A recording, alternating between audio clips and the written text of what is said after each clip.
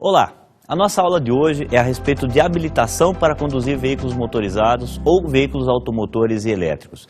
Nessa aula, nós vamos aprender quais são os requisitos para que você possa se habilitar, nós vamos aprender quais são as categorias de habilitação necessárias à condução de cada veículo, conforme a sua capacidade ou a quantidade de rodas, e também nós iremos ver as questões relativas ao processo de habilitação, ou seja, como o candidato que deseja obter uma carteira de habilitação, qual o processo que ele deve se submeter, e ainda, ao final, os requisitos para que o estrangeiro possa conduzir no território nacional. Vamos, portanto, iniciar com os requisitos para que você possa habilitar-se. Conforme dispõe o Código de Trânsito, para que você possa se habilitar, alguns requisitos básicos, fundamentais, que devem ser atendidos. O primeiro deles, ser penalmente imputável. Isso significa que a pessoa deve ter a capacidade penal de responder criminalmente por seus atos. Entre os requisitos, um deles é da idade, ou seja, precisa ser maior do que 18 anos, porque tanto pela Constituição Federal quanto pelo Código Penal, a imputabilidade penal no nosso país se dá a partir dos 18 anos. Além, logicamente, de conseguir ter noção daquilo dos seus atos, ou seja, numa avaliação psicológica, não basta apenas ter 18 anos, mas também uma pessoa capaz de entender a dimensão dos seus atos. Isso significa, portanto, que ele tem a imputabilidade penal. Outro requisito, saber ler e escrever.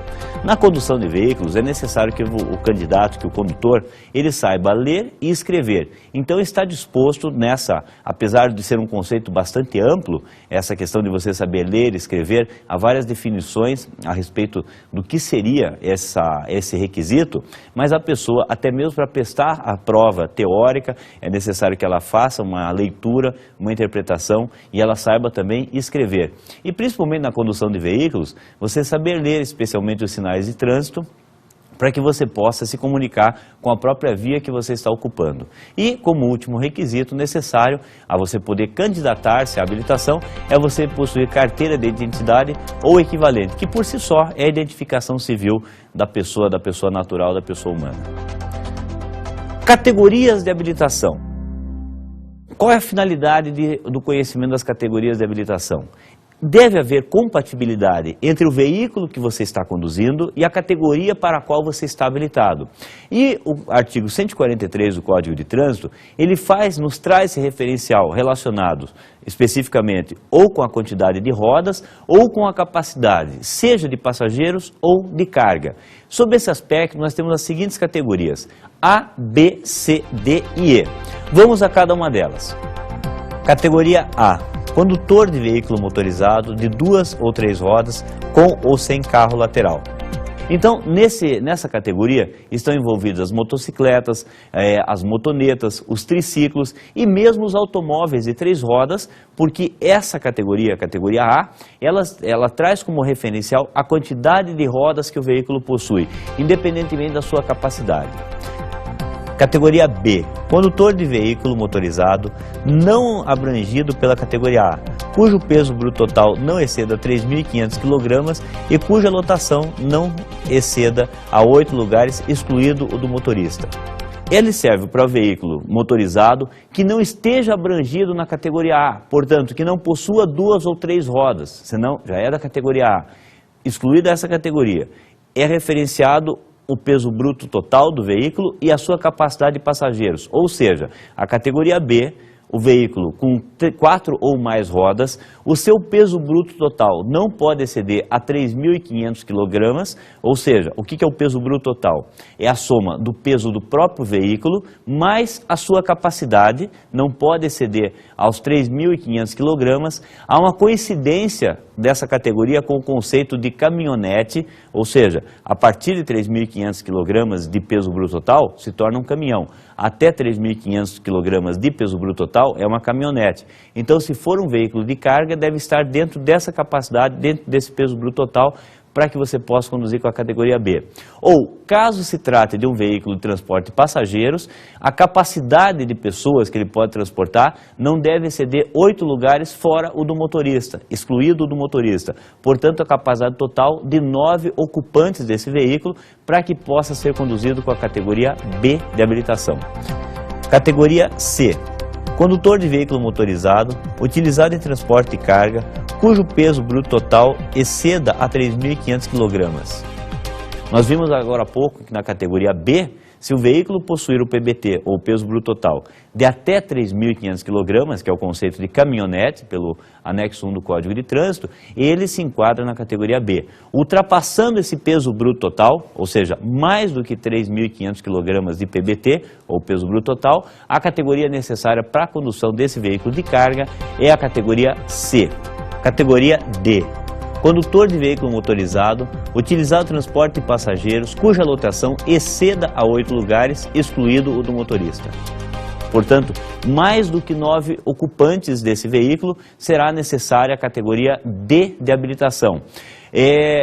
Essa capacidade que eu estou mencionando, quando você verifica o documento do veículo, há um campo destinado, tanto de licenciamento quanto de registro, há um campo destinado à capacidade, potência e cilindrada. No veículo de passageiros, você verifica a capacidade justamente nesse campo. Quando ela está em até 9 lugares, será da categoria B necessária ou aquela que comporta a condução de veículo de até 9 pessoas sendo transportadas, incluído o motorista. Quando ultrapassa esse número, entra daí no conceito de micro-ônibus, ou seja, a partir do 10º ocupante, é necessária a categoria D de habilitação. Categoria E, condutor de combinação de veículos em que a unidade tratora se enquadre nas categorias B, C ou D e cuja unidade acoplada, reboque, semi-reboque, trailer ou articulada tenha 6.000 kg ou mais de peso bruto total ou cuja lotação exceda 8 lugares.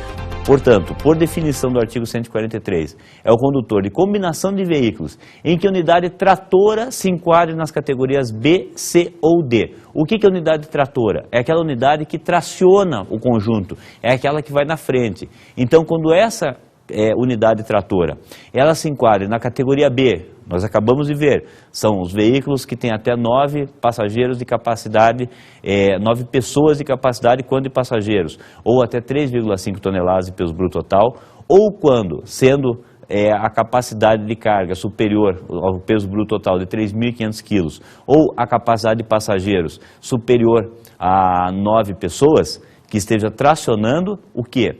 Uma unidade acoplada, reboque, semi-reboque, trailer ou articulada que tenha 6.000 kg ou mais de peso bruto total ou a unidade exceda a 8 lugares. Para simplificar um pouco a categoria E, que a gente percebe que ela é um pouco confusa.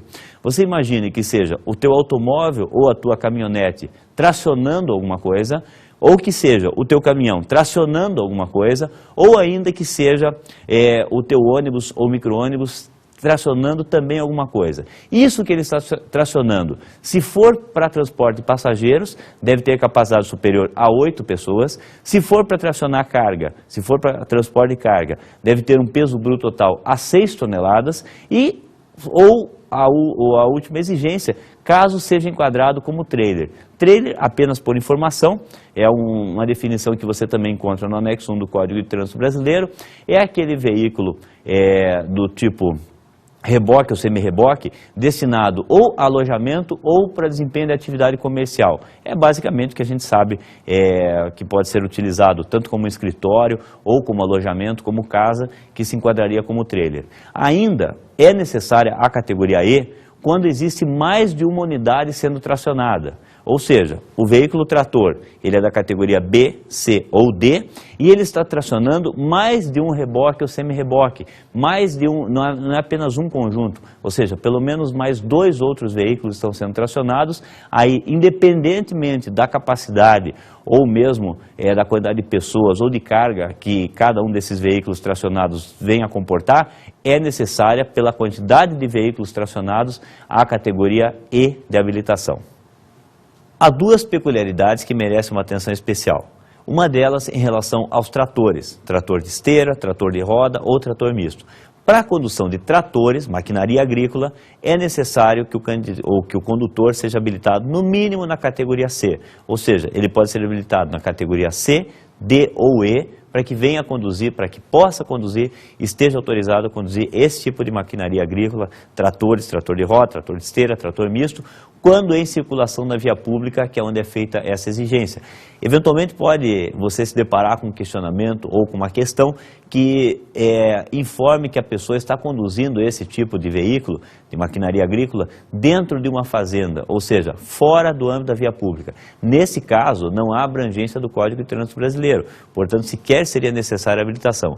Agora, caso esse veículo esteja transitando ou por uma rodovia ou qualquer tipo de via pública, aí sim é necessária a habilitação das categorias C, D ou E para esse tipo de veículo.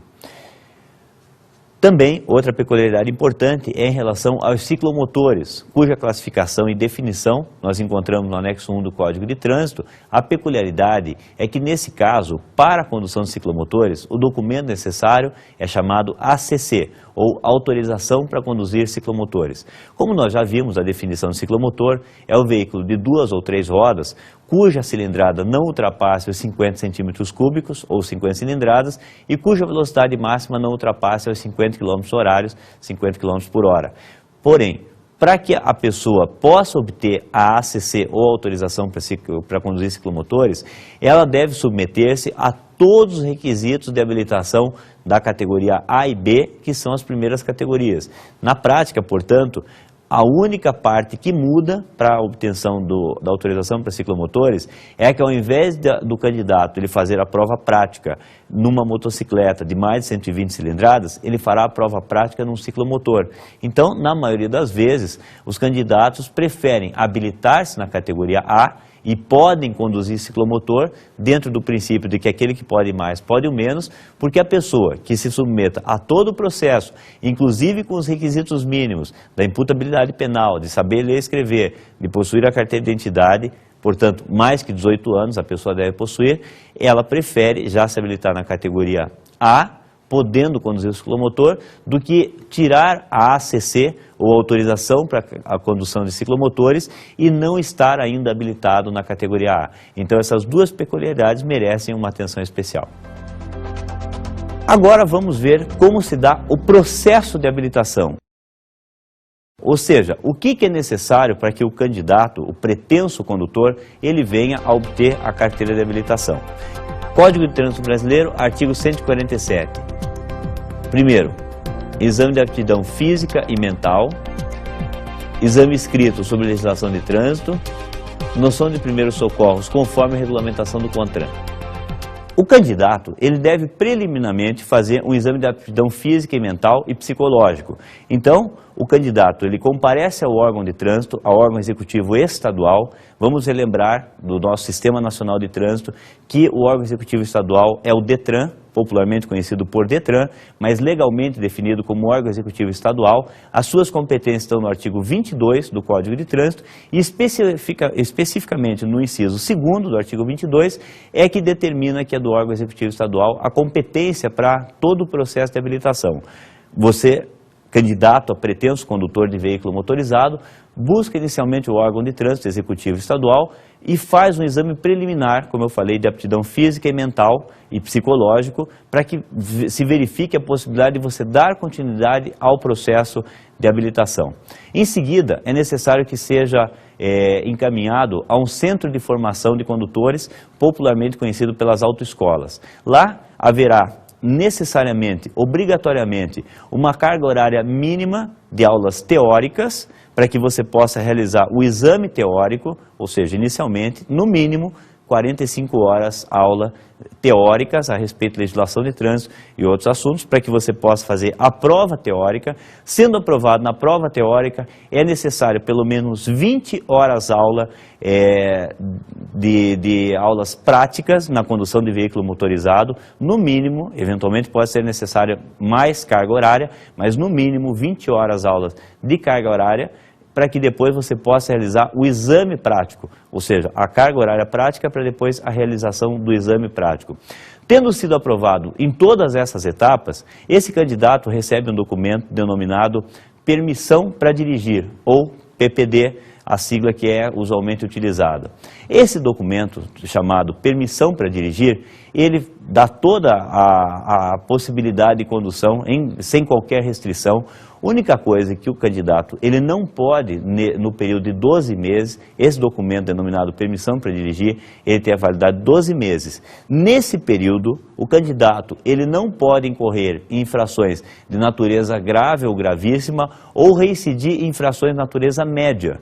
Ou seja, é um período de provação, diríamos assim, em que, nesse período de 12 meses, que é a validade da permissão para dirigir, ele não pode incorrer em infrações de natureza grave ou gravíssima, ou ainda reincidir, repetir uma infração de natureza média. Caso ele venha a incidir nisso, ele não terá a possibilidade de obter a Carteira Nacional de Habilitação, ou CNH, que é o documento que nós diríamos ter um caráter mais definitivo. Ele obtém esse documento daí com validade de 5 anos, mas por restrição médica pode ser imposto um prazo menor de validade. Aí, dependendo da condição física dele, do estabelecimento de restrições médicas, pode até ser determinado um prazo inferior a 5 anos. Mas a validade, tradicionalmente, e estabelecida por lei da carteira de habilitação, é de 5 anos até os 65 anos de idade, e a partir dos 65 anos de idade, as renovações que sejam feitas, elas serão de 3 em 3 anos. Então, esse é o processo para obtenção da Carteira Nacional de Habilitação. Como vimos, é um processo que tem uma fase preliminar, de avaliação preliminar física e psicológica e avaliação mental, depois uma parte teórica, com prova teórica, em seguida uma parte prática, com a prova prática, para que depois ele obtenha um documento com a validade de 1 ano, que é a permissão para dirigir, para em último, ao final desse processo, ele obtém a CNH, sabendo que, caso ele venha a cometer infrações que possam implicar na suspensão do direito de dirigir ou pontuação necessária a que se inicie um processo de suspensão do direito de dirigir, ele poderá, logicamente, ficar com esse direito restrito. Importante ainda relembrarmos o seguinte: as categorias que chamaríamos de entrada no processo de habilitação são as categorias A e B. Ou seja, o candidato à primeira habilitação, ele vai habilitar-se apenas nas categorias A e B. Depois, caso ele queira acrescentar categoria ou aumentar sua categoria para poder conduzir veículos maiores ou de maior capacidade, ele deve complementar, fazendo uma carga horária mínima de 15 horas na categoria pretendida, para depois se submeter a uma prova prática nessa categoria pretendida. Ainda falando a respeito do processo de habilitação, nós vimos que há a fase preliminar, há a fase teórica, e na parte prática, ele precisa fazer a prova num veículo que esteja enquadrado na categoria ao qual ele pretende a qual ele pretende se habilitar. Então, no caso da categoria A, que é destinado a veículo de 2 ou 3 rodas, o veículo com o qual ele deve realizar a prova prática é um veículo de 2 rodas que tenha pelo menos mais do que 120 cilindradas. Ou seja, se for uma motocicleta, ela deve ter mais do que 120 cilindradas. Se habilitando nessa categoria e fazendo a prova com um veículo que atenda a esse requisito da cilindrada mínima de 120, ele está habilitado a dirigir qualquer veículo dessa categoria. Seja uma motocicleta de 1000 cilindradas ou de alta potência, ele já está habilitado. Para a categoria B, o veículo com o qual ele deve realizar a prova prática é um veículo que atenda a categoria, ou seja, esteja dentro da capacidade de até 9 pessoas, de capacidade total, incluído o motorista, ou mesmo seja um veículo de carga, cujo peso bruto total não exceda as 3,5 toneladas de PBT, que é a soma do peso do veículo mais sua capacidade. Mas a prova prática para a realização, desde que atenda a esses 2 requisitos, pode ser realizado com um veículo comum. A categoria C é aquela destinada ao transporte de carga com peso bruto total superior a 3,5 toneladas. O candidato, para fazer a prova prática, ele deve realizar num veículo de transporte de carga com peso bruto total superior a 6 toneladas. Ou seja, é acima do mínimo daquela categoria, para que ele possa realizar a prova prática. O mesmo vai ocorrer com a categoria D, destinada ao transporte de passageiros, com capacidade igual ou superior a 10 pessoas, incluído o motorista, só que a prova prática ela deve se realizar no veículo de transporte de passageiros com capacidade para pelo menos 20 lugares, ou seja, já é um veículo acima da capacidade mínima da categoria para que você possa fazer a prova. O mesmo vai ocorrer com a categoria E, em que haja um veículo trator, E o veículo tracionado deve ter um peso bruto total superior a 6 toneladas. Ou seja, não basta simplesmente que a pessoa realize a sua prova prática na categoria E com o veículo no limite mínimo da categoria. Ou seja, é um veículo teoricamente intermediário, até porque a pessoa se habilitando naquela categoria, seja A, B, C, D ou E, ele estará apto a dirigir veículos tanto no limite da categoria quanto acima daquela capacidade, desde que enquadrado na categoria de habilitação que ele se habilitou. Então, esse é o processo necessário para obtenção ou adição ou inclusão de categoria de habilitação a que o candidato deve se submeter para que possa conduzir veículos motorizados, veículos automotores. Agora, nós vamos tratar dos estrangeiros que pretendem conduzir no território nacional. Para o estrangeiro que venha conduzir no território nacional, a regulamentação é feita através da Resolução 193 do Conselho Nacional de Trânsito e estabelece o seguinte: esse estrangeiro que vem ao território nacional, ele deve primeiro apresentar-se ao órgão de trânsito para ter o reconhecimento do seu documento de estrangeiro. Não há uma forma definida na resolução de como que é feito esse reconhecimento, mas ele deveria apresentar-se no órgão de trânsito ao qual ele desembarca ou ele vem a ter sua residência ou domicílio para que haja o reconhecimento. Estando reconhecido esse documento de habilitação, ele já está autorizado a conduzir no território nacional, desde que ele seja penalmente imputável no Brasil. Ele poderá fazer essa condução sem qualquer restrição durante o período de 180 dias. Passado esse período, ele deve converter o seu documento de habilitação em carteira nacional de habilitação. Importante, até recentemente, antes da resolução número 345, era necessário também que ele conduzisse com a tradução juramentada desse documento de habilitação obtido em país estrangeiro. Essa exigência saiu, como eu falei, através da resolução 345 do Conselho Nacional de Trânsito, e hoje basta que ele porte o seu documento emitido em país estrangeiro com o qual o Brasil mantenha acordos e convenções internacionais. Durante o período de 180 dias, ele está autorizado a conduzir no território nacional, logicamente com a categoria compatível com a qual ele esteja habilitado no seu país de origem, e ao final desse período ele deve buscar o órgão de trânsito, o DETRAN, o órgão executivo estadual onde ele tem sua residência ou domicílio, para pleitear, para promover a conversão desse seu documento ou a obtenção da carteira nacional de habilitação. E ele faz isso mediante a complementação com o exame de aptidão física e mental e psicológica para que ele possa obter a carteira nacional de habilitação. Submetendo esse processo, ele tem a possibilidade de obtenção da carteira nacional de habilitação para que possa conduzir, como eu falei, conforme a categoria a qual ele está habilitado. Há uma situação também dos estrangeiros advindos de países em que não há nem acordos, nem convenções e nem reciprocidade. Um exemplo típico, o Japão. São países, inclusive, que a própria grafia é diferenciada. Nesse caso específico, também estabelecido pela Resolução 193, esse candidato, esse pretenso condutor no território brasileiro, ele deve complementar, primeiramente, lógico, ser penalmente imputável no Brasil, mas ele deve complementar com exame físico, psicológico, de aptidão física e mental e psicológico, e também fazer a realização do exame prático. Esse candidato, portanto, advindo de país que o Brasil não mantenha acordos ou convenções internacionais, nem mesmo reciprocidade, como o exemplo que eu citei no Japão, ele deve fazer o exame físico, de aptidão física, mental, psicológico e ainda complementar com o exame prático de habilitação. Há inclusive um questionamento a respeito desse estrangeiro que muitas vezes sequer conhece a língua ou mesmo a grafia nacional, mas foi estabelecido por meio de uma legislação nacional a possibilidade de que esses estrangeiros viessem a conduzir no território nacional. Caso o estrangeiro ele não seja habilitado no seu país de origem, ele deve se submeter a todo o processo de habilitação como se fosse um cidadão brasileiro, ou seja, todo aquele processo que foi mencionado anteriormente na aula, de submissão aos requisitos preliminares, aos exames preliminares para início do processo, a parte teórica, a parte prática, envolvendo tanto a carga horária mínima quanto as provas, ele deve se submeter, ou seja, o estrangeiro que não for habilitado no seu país de origem, ele deve seguir o mesmo processo, os mesmos procedimentos adotados pelo brasileiro. Devemos lembrar ainda que o brasileiro que pretenda dirigir em território estrangeiro, em outros países, além da verificação de que se o Brasil mantém ou não acordos e convenções internacionais com aqueles países ou haja tratamento de reciprocidade, o brasileiro ele pode também obter um documento chamado a permissão internacional.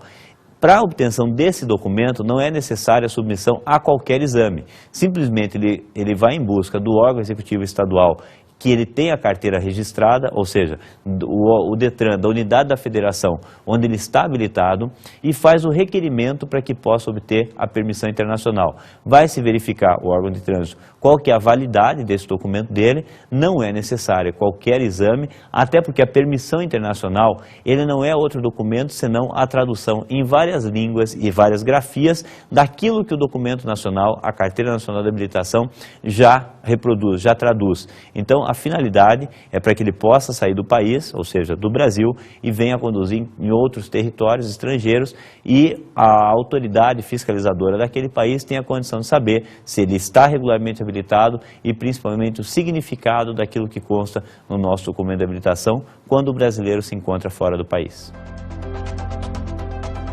Dicas de estudo.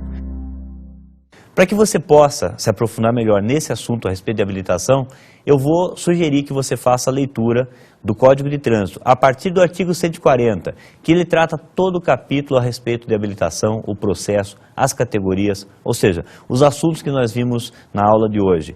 Em relação às resoluções, especificamente a resolução 168 do CONTRAN, é a que trata do processo de habilitação e suas mudanças posteriores, você deve encontrar esse material de estudo no site do DENATRAN, que é o www.denatran.gov.br. Lá você encontra o texto legal do Código de Trânsito Brasileiro, você encontra as resoluções do CONTRAN, como eu falei, a resolução 168 trata do processo de habilitação, a resolução 193, ela trata da condução por parte de estrangeiros, e lembrando ainda que relacionado com o processo de habilitação, a competência sendo do órgão executivo estadual, DETRAN, você vai encontrar isso no artigo 22, inciso 2º do Código de Trânsito Brasileiro.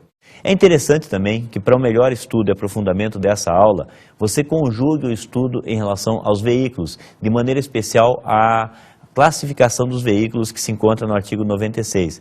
Dessa maneira, você vai conseguir melhor visualizar a categoria indicada ou determinada por lei para a condução de cada tipo de veículo, como eu falei durante a aula, ou conforme a quantidade de rodas, ou de maneira especial a sua capacidade, ou de passageiros ou de carga.